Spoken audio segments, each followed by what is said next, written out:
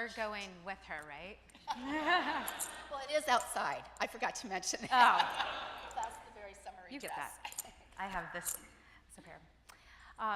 Thank you. And I don't think that you need to apologize for a moment for talking about the real and important issues like drinking water for every person and ensuring that agriculture has a plentiful supply to continue to be a world leader in agriculture. Of course, I did my homework. I used Google. And Fake I read news, fake news, fake news. So I heard that if you weren't the Secretary of California Agriculture, you probably still would be in California in Hollywood. I heard that you wanted to be an actress at one point in your life. Only from Banner County can you be driving the tractor and think about acting. But I was really fascinated by this idea that you fell in love with theater and wanted to be an actor more about the idea of characters and really immersing yourself in people's story. And that has since translated to how you are the voice and the storyteller for so many. Not everybody said yes to the invitation to be at Cultivating Change, but you did. Right? I love you guys. One of the very first to say yes. Well, tell me who didn't say yes, and I'll work on them for next year. And Des Moines, Iowa, is that what I saw? Who wouldn't want to go to Des Moines, Iowa in June? Well.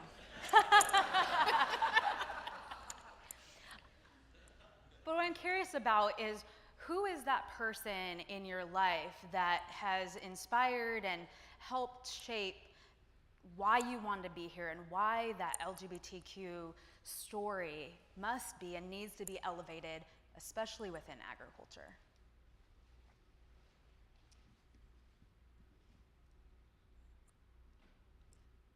Well, I guess I have to go back to my maternal grandmother, who is really my faith model, to really know that love is, it doesn't distinguish. Love is love. And so I've always loved people. I connect with people. And so I don't put people in, I don't believe in, we all have our areas of strengths and weaknesses, but it's just that I love people so much, so why would I try to park somebody in a place and say yes, no? And that's what's really hard for me because my community wasn't that diverse. I realize now that a couple of my classmates probably were gay, but they've never come out.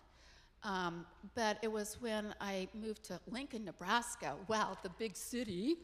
And then I had a chance to be with people who were themselves and were openly gay and were my best friends. And it broke my heart to think that there were places where they didn't feel love from everybody. It's not one person, but it really starts with that faith model of mine about what love is.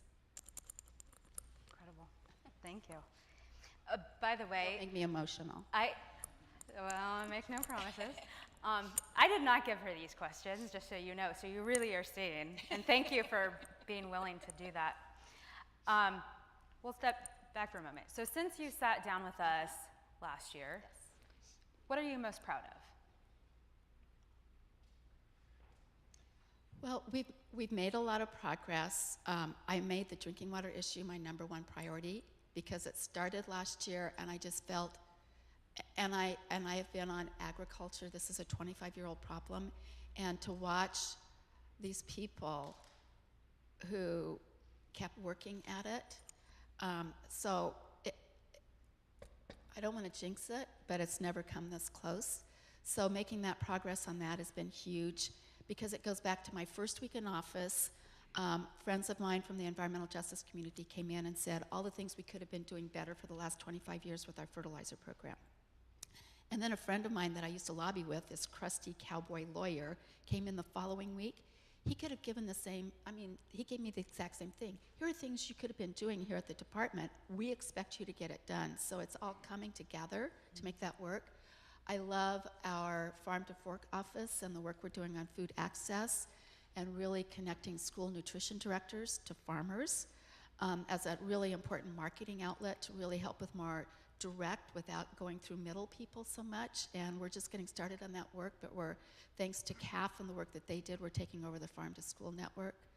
I'm very hopeful that a bill passes that will give us an outreach officer specifically to do outreach to disadvantaged communities, new beginning farmers, and people who don't always feel like they're included in what CDFA stands for. And then our climate work, we're launching a Healthy Soils initiative.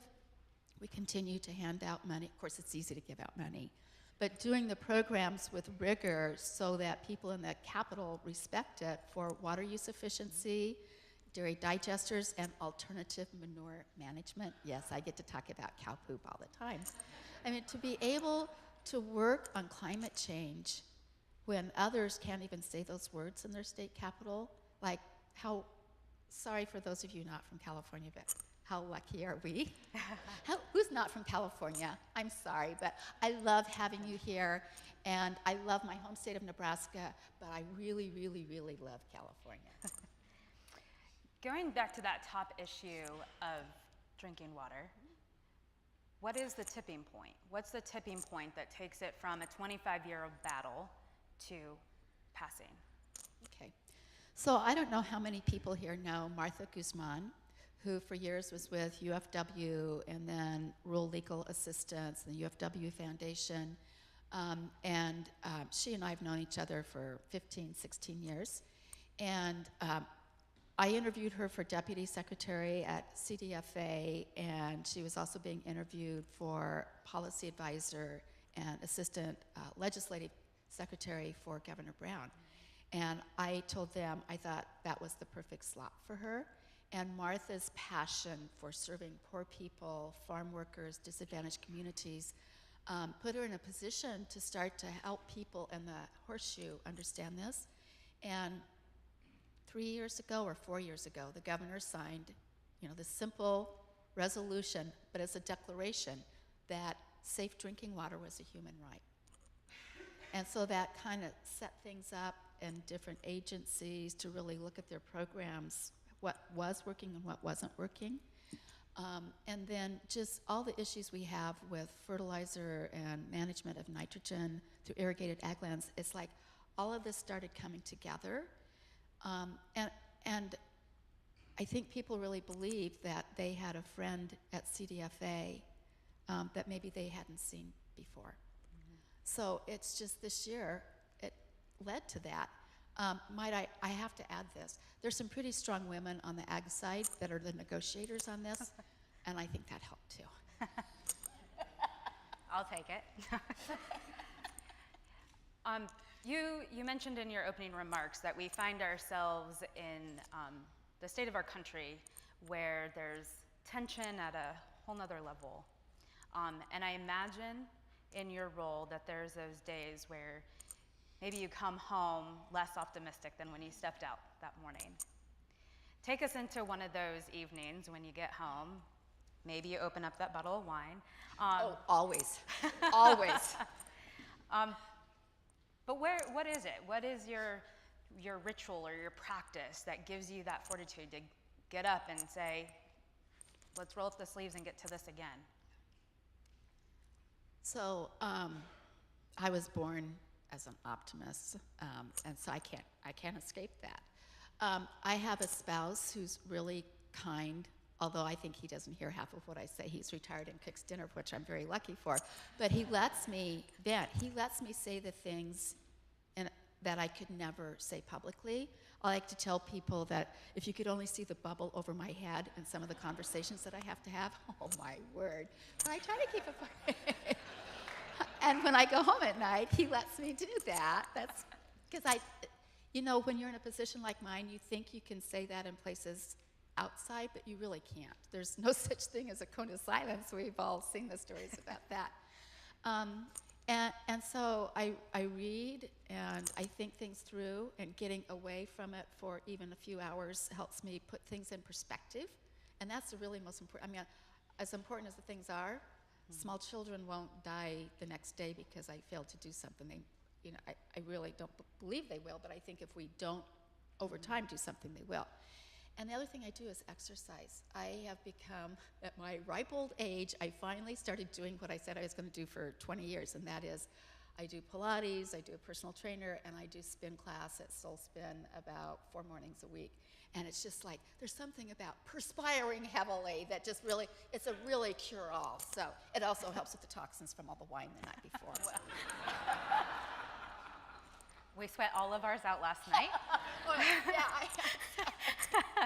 Open bar, open sweat.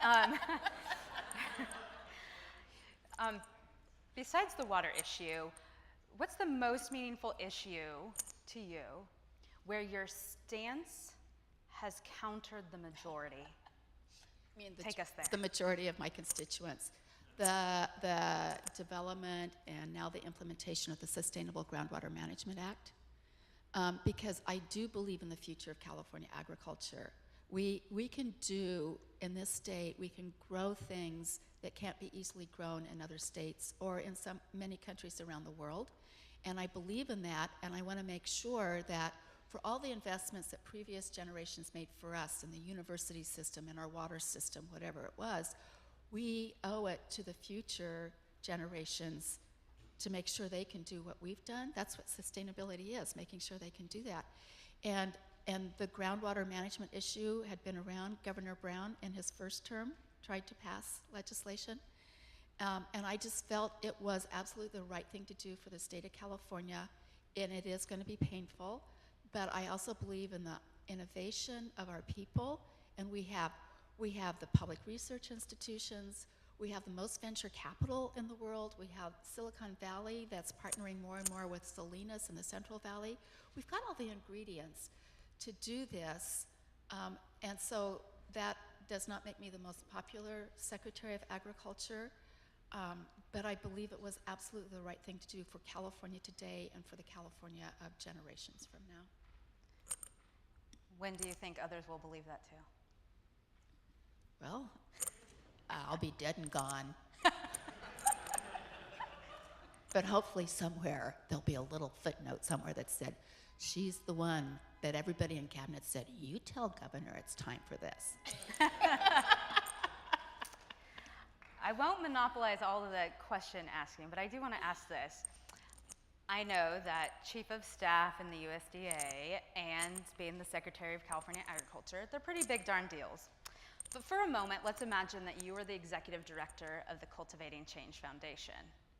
Perhaps the next step? But we love Marcus. There's no threat here, Marcus. But you can thank me for this question. So let's imagine that you're the executive director of the Cultivating Change Foundation. Share with us what your top 3 priorities would be. Okay, my first priority would be to travel and meet the leadership of the organization, because really an organization staff should be reflecting what their board and their leadership, we take that and then we help formalize it into an action plan. So that's the most important thing you have to do in any organization. And I think that what you've started here with the summit, to be visible to each other, to help build the confidence of being visible to others, I just think there's such a huge role. I would spend a lot of time looking at your social media, which is really, really good, and how do you kick that up a few notches, but also look at some of those non-traditional places where you could raise the visibility of your organization and what you're about. And I think it's really important for high visibility in the public policy arena. There's so many special interests, and it's too easy for people to hold on to their positions because they've never met someone that can tell them that story. And of course, I say that because I'm a public policy, that's been my life. That's what kept me in agriculture. But vacuums get filled by others. And I would partner very strongly with the faith community and make sure that they were our partners in helping to raise that visibility on those issues. Tell us more about that. Why? Because they work on issues that matter, because some of what they do is hypocritical, and not all of the faith community would probably initially walk with you. But I feel that my work with them on things like childhood nutrition, for the brief period of time I was at USDA, they were able to reach people that, the traditional ag or school nutrition directors might not be able to. And that's what strong coalitions are, is you take all these pieces so that the sum of the total can really punch through. And I think that we need to hold our friends from the faith community to the same level of accountability that we do others. And I don't like controversy or anything, but So you're executive director. You know it's important to partner with the faith community, and you sit down at that table. How do you start that conversation? like, Putting how on could the you spot, say huh? how could you say no to this? I mean, well, okay, so there are some denominations that are more open, and I clearly would start with them. I wouldn't start with the hardest liners first, because you want to have strength in numbers, and you want to have the broadest base possible to be able to start to pound through that. Yeah, that's how I would do it. You got all that right, Marcus? Okay. I know I'm not the only one with questions. Okay. Or suggestions or criticisms. I mean, That's what I I'm do here have for. more. I can keep going. Trent. I have a question. You talked about the Farm Bill and the LGBT caucus and engaging them. What are some ideas you have for this group engaging that caucus on the upcoming Farm Bill? Yeah. Do you know Trent? No. Trent, who are you? I'm a cattle rancher in West Texas and founder of Agricor, which does international agriculture development in West Africa. Awesome. Awesome. I feel that draw to Africa. Yes.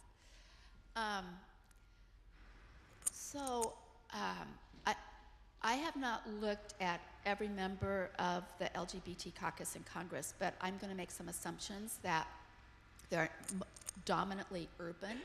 So you have to start with the importance of the nutrition title and what that means in a world that still has too many food insecure households, and especially children, seniors, veterans, the most vulnerable in our population, so that they can see a relevance for them.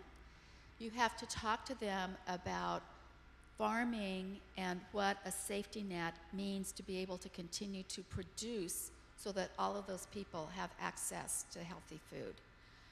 And so you want to start, I think, on that human connection. And I'm making a huge assumption here because first you have to study that.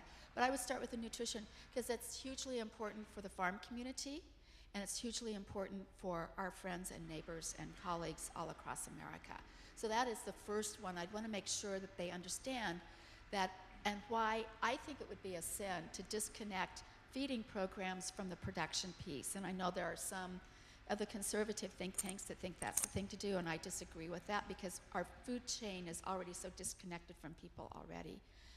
And then I would talk to them about jobs that actually are created starting in our fields, our orchards, and our pastures, but many of them are urban jobs. When they look at that multiplier of what happens with the processing, the trucking, the labeling, the regulatory compliance for all of us here in California, the ports, the marketers, the science, the labs, the biotechnology, and the development of organic products that we can use, whatever it might be. And I would also talk to them about the importance of agricultural research. I think that is something we don't help them understand, the multiple benefits that they enjoy because of that investment in research. I would hope that they would care about healthy rural communities, because right now I think we're putting some attention on rural in a way for them to understand that disenfranchised rural residents who don't have high-speed internet, who don't have hopes for jobs, who have a lot of other issues, including drinking water issues, that hurts all of us. And depending if I were talking to a Democrat or a Republican, I would explain that maybe there's some connections to be made there. That's just a few thoughts.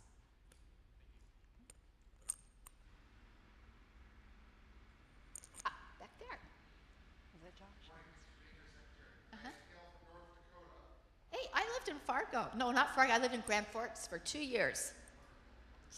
My question is, we know that basically the dysfunction of the last decade of Congress, you lived that, and we know that the states are becoming much more laboratories of policy. Yes. Which ways are you and your colleagues in other states working together to develop good policy at the state level, especially, as you mentioned, things on climate change and soil health, where North Dakota disagrees with what California is doing a lot of times. How are you building bridges and working together with your colleagues across the country? Let's see. How are we working together?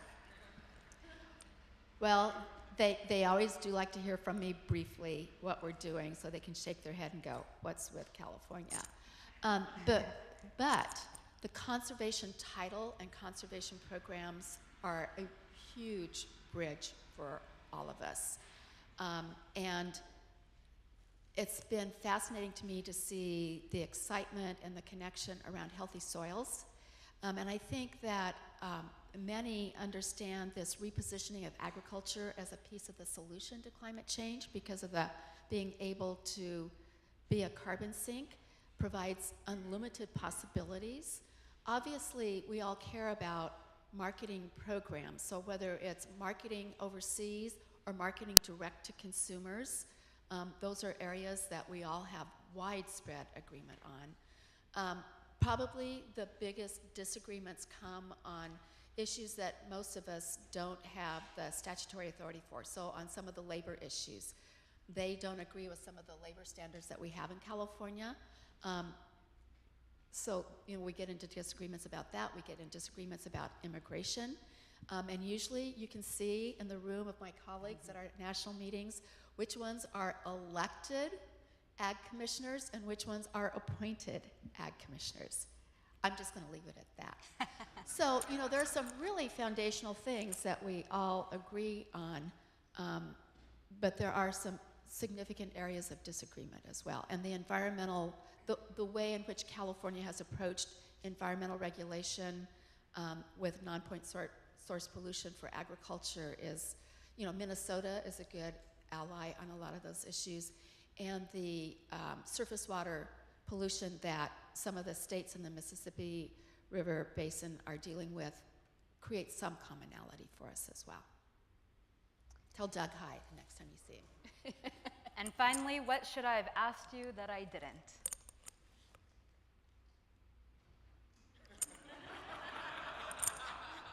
But I think you covered it all really, really well. You're a great interviewer. Secretary Ross, you want to come on over? Oh, do you need this, Marcus? Oh, you have your own. I did. Yeah, you're the executive director. Well, I took it. I was supposed to give it back to you. First and foremost, thank you so much. You talked about earlier when you were going through your career of people that took a chance on you, people that said yes.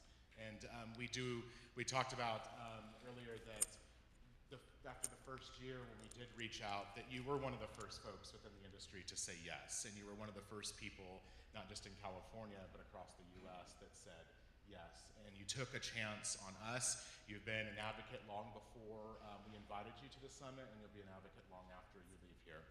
And as there's an award that we started this year that we're going to continue to carry annually. And Secretary Ross will be the first recipient of that award. And it is the Cultivator of Change Award that we're going to award to an industry individual that's an ally of the LGBT community, that says yes, that steps up, that serves as an advocate, that serves as a voice, and gives a voice to others as well. And because of her dear love for wine and her career in wine, we have your own bottle of the Cultivating Change Award to Secretary Karen Ross.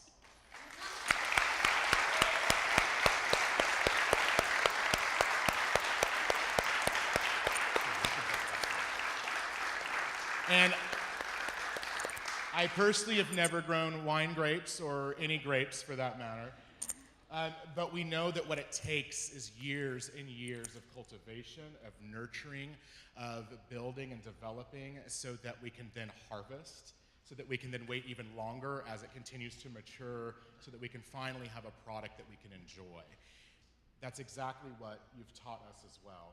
And the work of the foundation and organizations, we know that the work in which we're doing is going to take time in nurturing and fostering of those relationships. And so thank you so much for demonstrating that.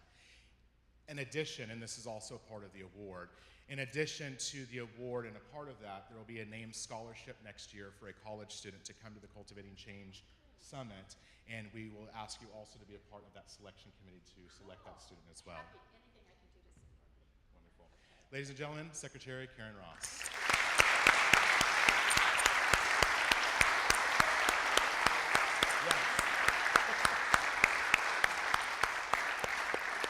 And whenever we're finished with the California Secretary of Ag, we can definitely have an executive director position open. Come on over, we would love it. Folks, thank you for a great morning. And I'm not ignoring Erica, so you know we're going to be back with her here shortly. But thank you, Erica, for your time this morning so far. And we'll be joining her again once we get back from our break and hear from some more amazing folks.